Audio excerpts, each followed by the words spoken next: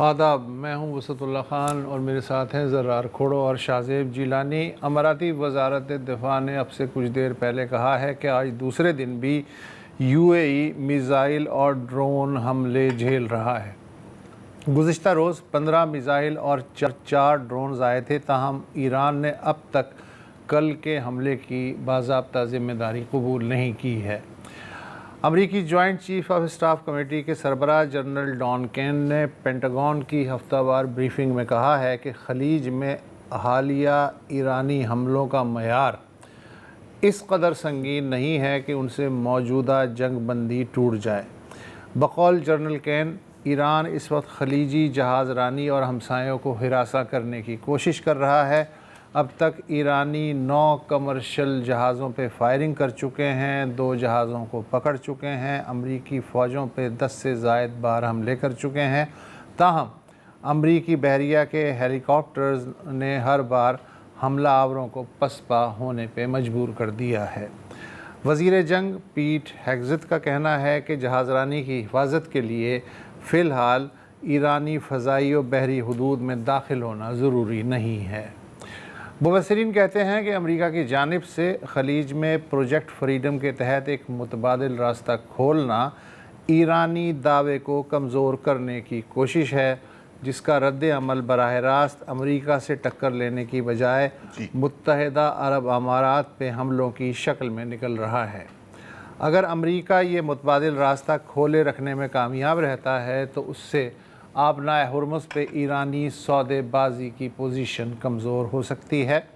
Project freedom امریکہ کی جانب سے یہ مشن اپنی عالمی اور ڈومیسٹک ریٹنگ بہتر بنانے کی بھی کوشش ہے، اور یہ پیغام بھی ہے کہ امریکہ بین الاقوامی جہاز رانی کی حفاظت کر سکتا ہے، مگر ایک دن میں ایک جہاز کو تحفظ فراہم کرنے سے توانائی کے مجموعی عالمی بحران پہ کوئی فرق نہیں پڑنے والا جب تک کہ کوئی جامع سمجھوتہ نہ ہو جائے۔ کل ہی امریکی بحریہ نے مرسک کمپنی کے ایک کمرشل جہاز کو ایسکورٹ کیا۔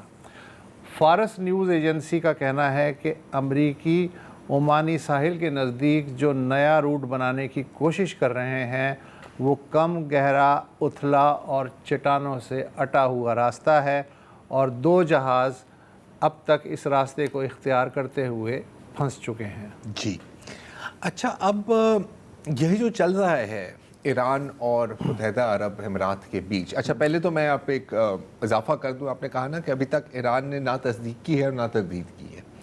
ایک خبر گردش کر رہی ہے ایرانین میڈیا میں، ایک انونیمس ایرانین آفیشل کو کوٹ کیا ہے، اس کا بھی مطلب آپ اچھی طرح سے جانتے ہیں کہ ہم پیچھے بھی واپس بھی لے سکتے ہیں اس خبر کو، کہ نہیں جی ہم نے نہیں کیا، یا پتہ نہیں کس نے کو فالس فلیگ کیا ہے۔ لیکن اگر آپ کرونالوجی دیکھیں تو چانسز زیادہ ہیں۔ ایک ایرانی نے یہ بھی کہا ہے کہ جس سے بات سمجھ میں آتی ہے کہ امریکہ اپنے ہمسائے میں کسی اسرائیلی پراکسی کو برداشت نہیں کر سکتا۔ ایران سوری، ہاں بالکل، یہ سب کچھ چل رہا ہے۔ تو اگر کرونالوجی دیکھیں تو میرا خیال ہے ہم سیفلی کہہ سکتے ہیں کہ گھر تو ایران ہی رہا ہے، اور یہ بھی میرا خیال ہے کہ سیفلی کہا جا سکتا ہے کہ یار یہ ایسکلیشن تو ہے اور پرووکیشن بھی ہے۔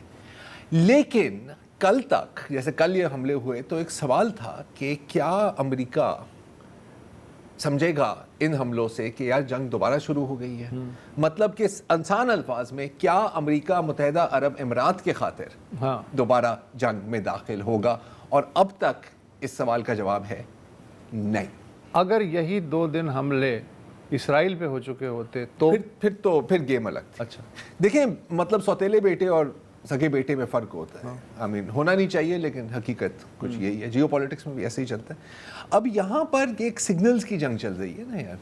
اب جیسے کل تو ہم نے اس پہ ہی بات کی تھی کہ متحدہ عرب امارات نے کہا کہ یار صحیح ہے، ہارموز بند ہے، ہم فجیرہ سے بیچیں گے۔ انہوں نے کہا کہ یار فجیرہ بند کر دیں تو کیا ہوگا، رائٹ؟ تو ایک کلیئر سگنل تھا کہ اگر آپ نے اس محلے میں رہ کر دھندا کرنا ہے تو پہلے بھائی کی اجازت لینی ہوگی، رائٹ؟ کلیئر آپ کو انڈیکیشن ملی ہے۔ 1 دوسرا، وہ یہ بھی ٹیسٹ کر رہے ہیں اور یقیناً ابو دھابی کو بھی یہ سگنل دیا ہے کہ سر آپ کہہ رہے تھے نا کہ آپ کو خطے کے ممالک کی کسی ممالک کی ضرورت نہیں ہے، آپ کا اتحاد ہے اسرائیل کے ساتھ، آپ کا اتحاد ہے امریکہ کے ساتھ۔ اب آپ پر حملے ہو رہے ہیں تو کہاں ہیں آپ کے اتحادی؟ And this sends a signal to the rest of the gulf, जो मेरा ख्याल है कि कई सिग्नल्स उनको वैसे मिल गए हैं पहले से कि बेटा you are on your own ultimately, ठीक है। वो शायद हमारे पर बमबारी करें, लेकिन इसका मतलब ये नहीं है कि हम आपको निशाना नहीं बना सकेंगे। ये कामयाबी से किया। अभी मेरी बात हो रही थी, कुछ लोग जो अभी जब ये इंटरसेप्शंस की आवाज़ आई थी तो मैं कुछ जानने वाले हैं दुबई में, वो कह रहे थे कि जी बिल्कुल इंटरसेप्शंस हो रही हैं, लेकिन इस बार हमें फ़ोन पर अलर्ट्स नहीं मिल रहे। पहले अलर्ट्स आते थे कि जी होने वाला है, होने वाला है। अब हो जाती हैं तो हमें पता लगता है। अब इससे भी 2-3 चीज़ें आपको ये समझ आती हैं कि या तो ड्रोन्स और इनका टेक्निक उन्होंने चेंज किया है कि वो डिटेक्ट नहीं हो रहे, या तो फिर आपका डिटेक्शन सिस्टम कुछ हद तक फेल हो गया, राइट। तो अगेन जो बाकी गल्फ को जो सिग्नल गया है, आई थिंक कि जो बाकी गल्फ स्टेट्स हैं वो एक कुछ तशवीश से तो देख रही होंगी ना इस सूरत। मजम्मत भी की है इन्होंने, मजम्मत भी किया। अच्छा, पाकिस्तान ने भी मजम्मत की है और मेरा ख्याल है करनी चाहिए भी सी, because again it is a provocation, it is an escalation.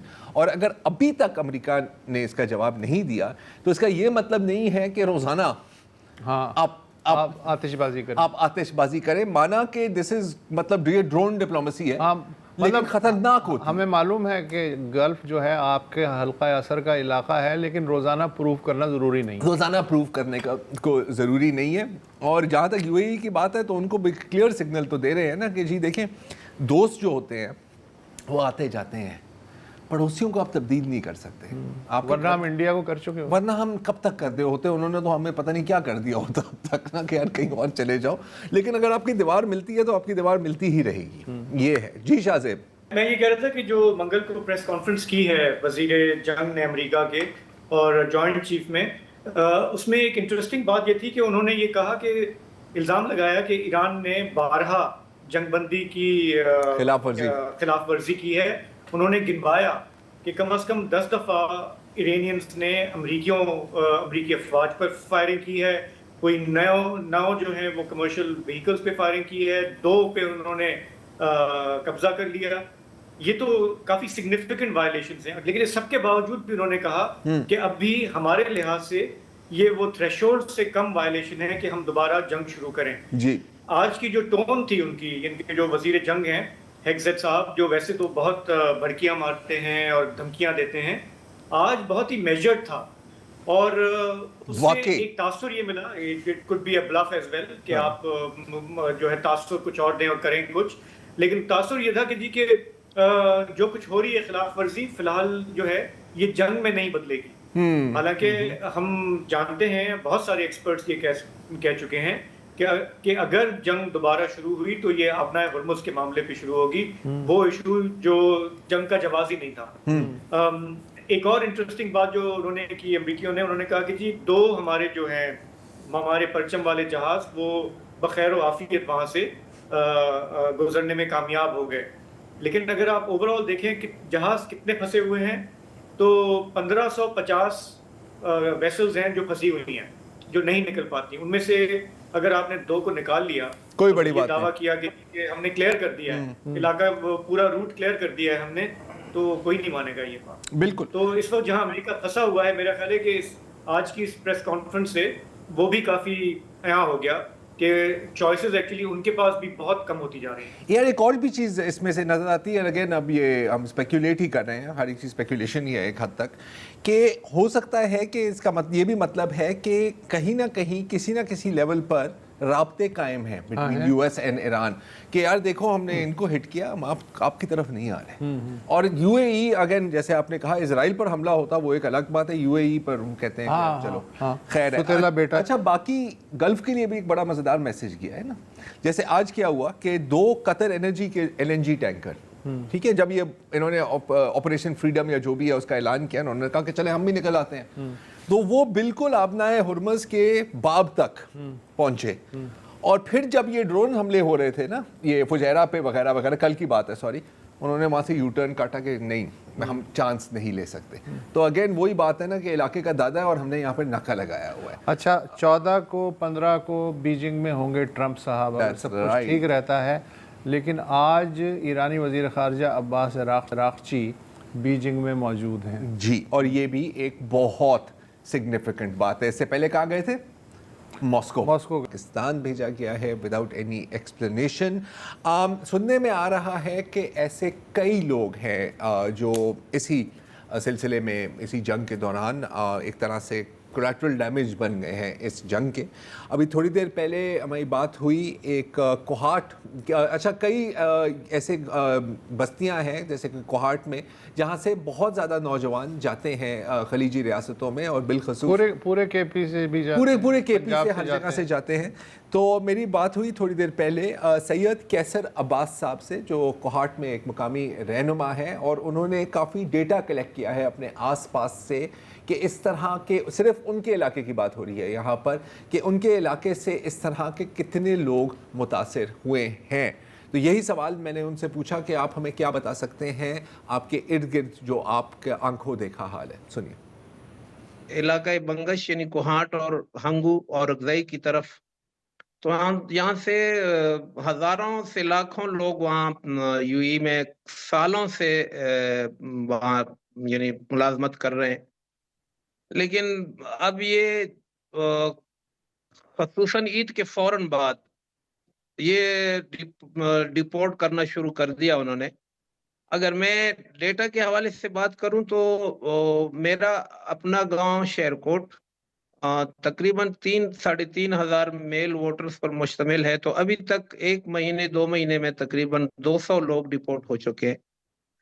तो पूरे इलाके में 25-30 तक देहात हैं। कल परसों तक ये बात हो रही थी कि तकरीबन 15,000 लोग डिपोर्ट हो चुके हैं। उसमें सबसे अफसोस वाली बात यह है कि हर मुल्क का अपना एक कानून होता है, वो उनको हक के किसी को रखें और किसी को न रखें। लेकिन ये डिपोर्टेशन बगैर किसी वजह के सिर्फ मजहबी बिना पर हो रही है। यानी एक शिया मुस्लिम जिसके नाम में अली होगा, हुसैन होगा, अब्बास होगा, बगैर किसी वजह के उनको वो सिर्फ डिपोर्ट नहीं करते, चंद दिन 2 दिन से लेकर 10 दिन तक उनको डिटेंशन सेंटर में, अल अवीर है और 2-3 डिटेंशन सेंटर और हैं, उनको अपने अकाउंट और अपनी जगह तक जाने की इजाजत नहीं होती। एक जोड़ कपड़े में उनको रुखसत करते हैं और बगैर यानी कोई वजह नहीं बताते कि आपका जुर्म क्या है। अगर कोई जुर्म के तहत किसी को निकालें तो वो तो जाहिर है सीधी सी बात बनती है। उसमें एक ये है कि हुकूमत पाकिस्तान अपने शहरियों के लिए कोई आवाज नहीं उठा रही। यहाँ पर हम अभी भी आपको बताते चलें कि ऑफिशियल सतह पर ना मुत्तहिदा अरब अमीरात की हुकूमत से इस पर कोई बात की गई है, और जहाँ तक हमारी मालूमात हैं, अगर आप जानते हैं शाहजेब, अगर आप कुछ और जानते हैं तो बता दें, पाकिस्तानी हुकूमत की तरफ से भी कोई एज सच बयान नहीं आया। इनफैक्ट पाकिस्तानी हुकूमत काफ़ी मुतात रही है। यूएई ने जब पैसे भी अपने वापस मांगे थे तो बड़ी शराफत से वापस भी दे दिए थे। तो हम देख रहे हैं कि यहाँ से कोशिश की जा रही है कि कोई प्रोवोकेशन ना हो। दूसरी तरफ से क्या हो रहा है वो आपके सामने है। अच्छा, अब जहाँ तक हम ओवरऑल अगर हम मुत्तहिदा अरब अमीरात की बात करें तो दुबई एयरपोर्ट पे तो काफ़ी नुकसान हो रहा है और होता रहेगा। जिस तरह ईरान अपने ये जो क्या कहते हैं ड्रोन्स और ये जो तंग कर रहे हैं उन्हें एक लिहाज से, इस साल अगर मार्च के हम अप्रैल के हम अदाद शुमार देखें दुबई एयरपोर्ट के तो पिछले साल मतलब अप्रैल 2025 के साथ इसको अगर हम कंपेयर करें तो 25 लाख मुसाफिर कम है। अच्छा, 25 लाख यानी एक महीने में या? नहीं, यानी कि अप्रैल 2025 और अप्रैल 2026 को अगर आप कंपेयर करें, एक महीने को, हाँ एक महीने को, पिछले साल का एक महीना, इस साल का एक महीना, फ़र्क यही है कि इसमें जंग हुई है ना। और फिर जाहिर है कि टूरिज़्म मुतासिर होगी तो होटल्स मुतासिर होंगे, हर एक बिज़नेस मुतासिर होगी। और दुबई की जो एक सबसे बड़ी फूड कंपनी है IFFCO ग्रुप, वो पहले भी थोड़ी सी मुश्किलात में थे क्योंकि कर्जे लिए हुए थे, लेकिन अब आबनाए हुर्मज़ की बंदिश की वजह से अब खबर ये आई है कि वो कंपनी ही डिज़ोल्व हो रही है, दिवालिया हो रही है। तो अब देख रहे हैं ये बड़ी कंपनीज़ की खबर आ जाती है, छोटे कंपनीज़ की और लोगों की खबर लेना कदरन मुश्किल होता है। जी शाहजेब। नहीं, मैं तो सुन रहा हूँ जो आपने टेस्टिमनीज जमा की हैं आज। रिपोर्ट्स स्पोरेडिकली काफ़ी इस तरह की आ रही थी, सोशल मीडिया पे भी आ रही थी। और मेरा ख्याल है कि मसला सिर्फ यही है कि वहाँ पे जब आप जाते हैं काम करने भी, تو آپ کو پتہ ہوتا ہے کہ ہمارے عرب ملکوں میں آپ کے بنیادی حقوق تو کوئی ہوتے نہیں ہیں. تو اب یہی اگر صورتحال امریکہ میں ہو، یورپ میں ہو، تو ہم اسلاموفوبیا ہم کہتے ہیں کہ وہاں پہ ہے، ریسزم کی ہم بات کرتے ہیں. لیکن عرب ملکوں کے اندر جب تارکین وطن کے ساتھ اس طرح ہوتا ہے تو المیہ یہ بھی ہے کہ ہماری سرکار بھی آواز اٹھانے سے کتراتی ہے. ظاہر ہے کہ ہمارے ہزاروں دسیوں ہزار وہاں پہ اور بھی لوگ ہیں جو کام کر رہے ہیں. 50 لیکن لاکھ اگر یہ بات صحیح ہے 50 لاکھ کہ ان کو فرقے کی بنیاد پر، مذہب کی بنیاد پر، عقیدے کی بنیاد پہ چن کے ان کو ٹارگٹ کیا جا رہا ہے تو ہے تو غلط، اور سرکار کو پھر یہ اٹھانا چاہیے یہ مسئلہ. اور میرا خیال ہے کہ اگر یہ سلسلہ جاری رہا تو کسی نہ کسی لیول پر اٹھایا جائے گا بھی صحیح. اور ہمیں نہیں پتا کہ پرائیویٹلی کیا چیز کرنی ہو سکتا ہے اٹھایا جا رہا ہو سکتا ہے چھپر کے نیچے. یہ بالکل بالکل پرائیویٹلی ہو سکتا ہے. بہرحال اور بھی کافی خبریں ہیں، لیکن ہم نے تھوڑی دیر میں ایک اور موضوع پر بات کرنا ہے جو ایک لوکل ایشو ہے، سینسیٹیو ایشو ہے. اور بڑی مزیدار بات ہے کہ جن لوگوں کو آج ہم نے دعوت دی تھی، ابھی تھوڑی دیر پہلے خبر آئی تھی کہ ان کو گرفتار کر دیا ہے، پھر رہا بھی کر دیا اسی لیے وہ آ رہے ہیں. تو اسی لیے وہ آ رہے ہیں. کیا کہتے ہیں نا، the show must go on. تو ایک وقفہ لیتے ہیں اور پھر بات کرتے ہیں. پروگرام میں واپس خوش آمدید. 1 سال ہو گیا ہے ہم نے خارجی محاذ پہ ایک بہت بڑی کامیابی حاصل کی تھی. اس کی ہم سالگرہ منائیں گے، منا رہے ہیں. آج کل میں بہت ساری سرکاری تقاریب ہوں گی، آفیشیل سٹیٹمنٹس بھی آئیں گے. لیکن ملک کے اندر اگر ہم دیکھیں داخلی طور پہ تو انسانی حقوق کی صورتحال کو اتنی حوصلہ افزا نہیں ہے. چند روز پہلے انسانی حقوق کمیشن کی بھی ایک رپورٹ آئی جس میں اس کا احاطہ کیا گیا کہ ملک کے اندر چاہے سیاسی حقوق ہوں، معاشی حقوق ہوں، خواتین کے حقوق ہوں، انہیں پریس کانفرنس تک نہیں کرنے دی جاتی. ہم نے اسلام آباد میں دیکھا، وہاں پہ جب 50-60 لوگ جمع ہونے کی کوشش کر رہے تھے انہیں پریس کانفرنس نہیں کرنے دی. کراچی میں آج عورت مارچ کے جو منتظمین ہیں وہ بھی پریس کانفرنس کرنے کے لیے پہنچے تو باہر سے سرکردہ ان کے جو لیڈرز ہیں ان کو زبردستی گاڑی میں ڈال کر حراست میں لے لیا گیا. بعد میں چند گھنٹوں کے بعد انہیں چھوڑ بھی دیا گیا. لیکن اس کا مقصد کیا تھا؟ کیا کچھ لوگوں کے اکٹھا ہونے سے، کوئی پریس کانفرنس کرنے سے کیا ریاست ہل جاتی ہے، سیاست ہل جاتی ہے؟ مسئلہ کیا ہے؟ ہمارے اسٹوڈیو میں آج عورت مارچ کی 2 بانتظمین موجود ہیں، منیزہ اور زوہا. پروگرام میں آپ کا خوش آمدید. منیزہ، اگر آپ تھوڑا بتا سکیں کہ آج وہاں پہ جو کچھ ہوا اس کی کیا وجہ تھی؟ کیا آپ کو اجازت نہیں تھی یا کچھ اور معاملہ تھا؟ Thank you, Shazib. So actually we are also very, very surprised. So hum bhi actually bahut surprised hain because we had the permission from the press club jo hum usually karte hain کہ ہمیں جو permission لینی ہوتی ہے، ہمیں ایک sort of بلرب دینا ہوتا ہے کراچی پریس کلب کو، وہ ہمارے پاس تھا. ہم نے اپنے میڈیا ساتھیز کو بلایا تھا اور ہم تو سارے قانون فالو کر کے وہ ایک پریس کانفرنس کر رہے تھے. اور ایک ہم یہ پریس کانفرنس عورت مارچ سے ہمیشہ پہلے کرتے ہیں جس میں ہم اپنے مطالبے رکھتے ہیں جو ہم حکومت سے چاہتے ہیں، وائلنس کے خلاف، کاروکاری کے خلاف، ہماری محنت کی ریکگنیشن، ریپ کے خلاف. اور سو ہم بھی یہ سرپرائز تھے کہ ہم کیا ایسی بات کرنا چاہ رہے تھے، ہم نے کیا ایسا کیا تھا کہ ہمیں اس طریقے سے کھینچا گیا، ہمیں مارا گیا، ہمیں لے کے گئے، اولڈ ینگ سب کو. I was also arrested. مطلب we are also quite surprise. اور ہم پوچھتے رہے ان سے کہ کیا کیا ہم نے، آپ ہمیں بتائیں. اور کوئی جواب نہیں ملا. کوئی جواب نہیں کوئی کہ بس آرڈر ہیں تو بس انہوں نے کہا آرڈر یہ 144 لگی ہوئی ہے. اچھا نہیں تھا کہ 144 تو یہاں پہ بھی لاگو. ہاں لیکن وہ پریس کلب کے اندر بھی لگی ہوئی تھی، یہ نہیں پتا. اچھا پریس کلب کے اندر سے اریسٹ کیا، باہر سے مطلب باہر بھی کیا. لیکن ایک پہلے ایک آرگنائزر آئے تو ایسا نہیں تھا کہ 8-10 لوگ جمع تھے. پہلے ایک آرگنائزر آئے، ان کو اریسٹ کیا، پھر ایک اور آرگنائزر، تو سنگل لوگوں کو مرحلہ وار اریسٹ. ہاں ٹارگیٹڈ اریسٹ. ایسے اریسٹ بھی کیے جو پریس کانفرنس کے لیے جو لڑکیاں موجود نہیں تھیں ان کو بھی اٹھا کے. ان کو کہاں سے اٹھایا؟ ان کو بھی جو اگر پریس کلب کے باہر. اچھا مطلب جو ایسے ہی گھوم رہی تھے ان کو بھی پکڑ لیا ہے. کیا بات ہے. مطلب لیول آف پیرانویا. اب جو نہیں دیکھیں پیرانویا کی بھی قسمیں ہوتی ہیں نا. اب اس سے کیا حاصل ہوتا ہے یار بہت کچھ حاصل ہوتا ہے, میں پروگرام کے تمہیں بعد میں بتاؤں گا. آپ بیسیکلی ہمیں جو پتہ چلا ہے کہ آپ کو این او سی کب اپلائی کیا تھا, نہیں ملا, اس لیے آپ پریس کانفرنس کر رہی تھی, ایسا ہے؟ جی بالکل, پریس کانفرنس ہمارے مطالبوں کے بارے میں بھی تھا, بٹ یہ بھی تھا کہ ہمارا حق ہے پروٹیسٹ کرنے کا. آلموسٹ میں کہوں گی 1 مہینہ ہو گیا ہم نے پرمیشن دیا ہے ڈی سی کو, این او سی کے لیے اپلائی کیا ہے, اور ہم ہر سال کرتے ہیں. وی ورک ود, جو ہم پولیس کے ساتھ کام کرتے ہیں, ہم ڈسٹرکٹ گورنمنٹ کے ساتھ کام کرتے ہیں تو کہ سیفٹی انشور ہو. ہم نے سب سے بات کی, ہم کرنے کی بلکہ کوشش کی. میئر صاحب ہم سے نہیں ملے, ہم نے ساری پیپلز, آلموسٹ ساری پیپلز پارٹی کی ویمن پارلیمنٹیرین سے کو میسج کیا, کال کیا, انہوں نے کہا جی ہم دیکھتے ہیں.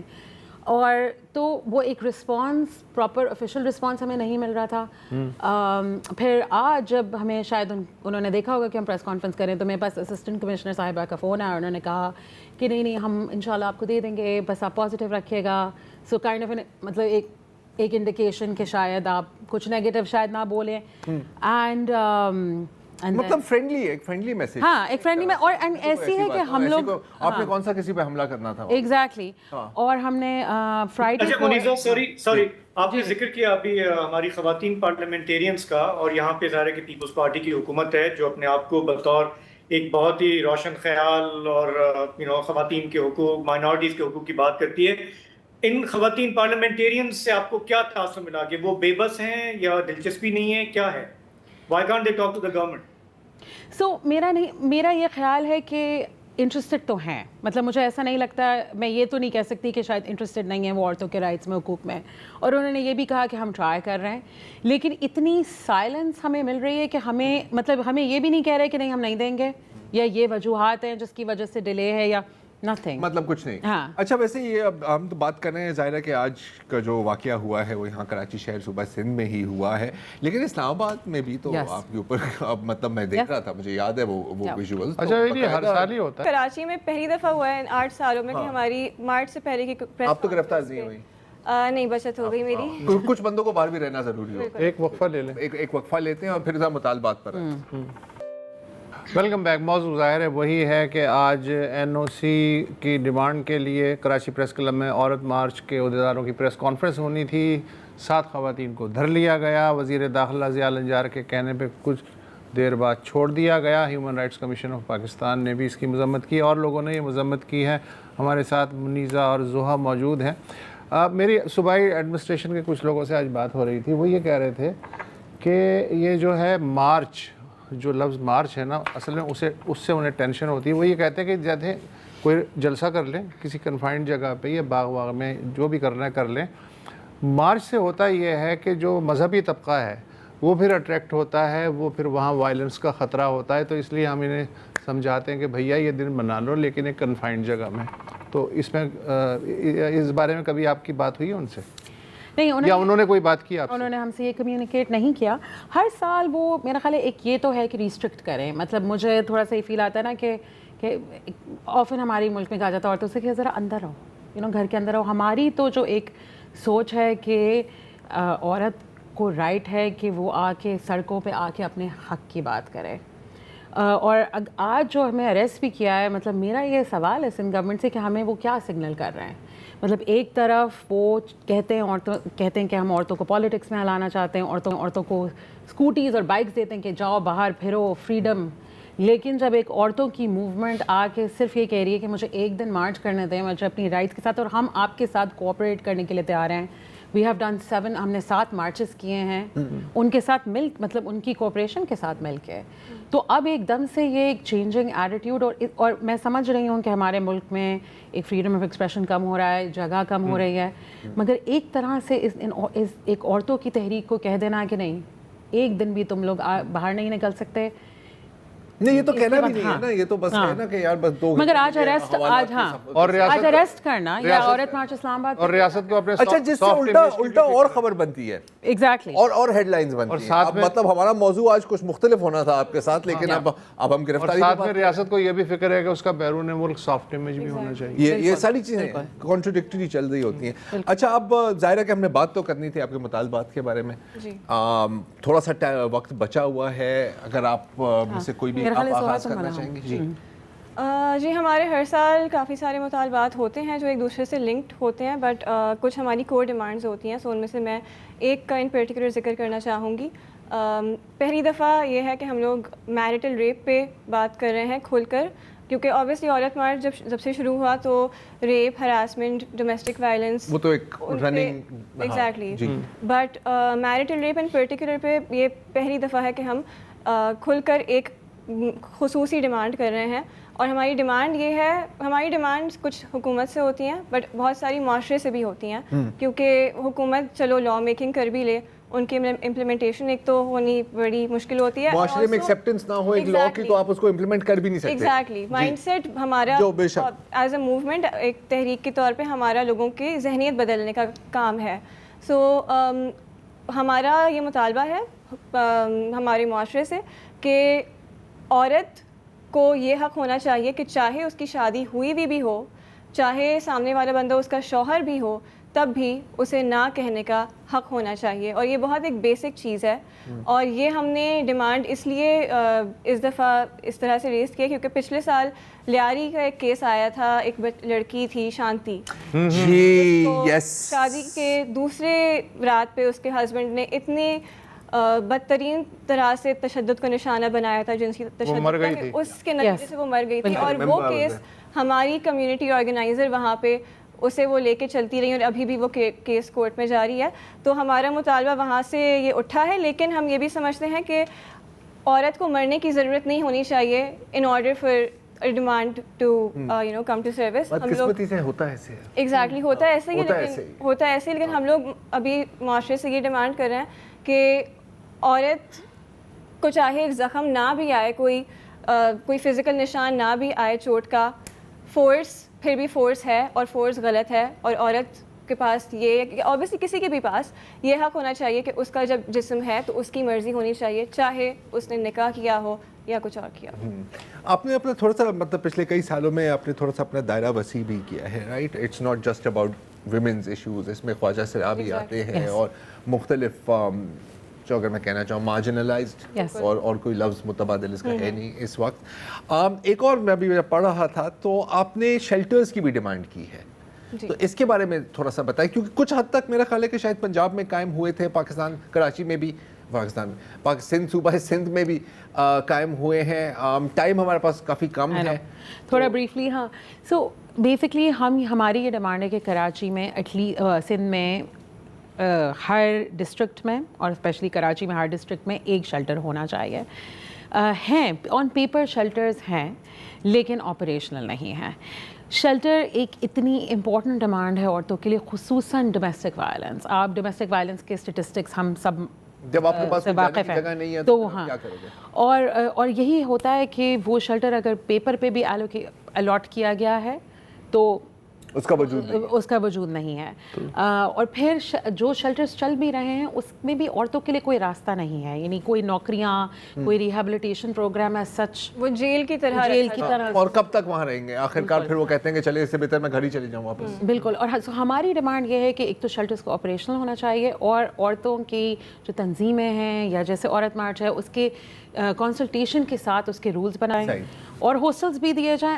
اب دیکھیں کراچی میں اسپیشلی اب دیکھیں اتنی ینگ عورتیں ہیں، کام کرنا چاہتی ہیں. جی آئی ایم سو سوری، وقت ختم ہو گیا ہے، مجھے بار بار کان میں آواز دی جا رہی ہے. آپ کے بعد بھی باقی مطالبات میرا خیال ہے کہ آن لائن پلیز انسٹاگرام پہ ہمیں فالو کریں، 10 مئی کو ضرور آئیں، اور ہم منتظر ہیں NOC کے. ہاں پلیز ہمارا رائٹ ٹو NOC ہمیں دلوانے میں مدد کریں.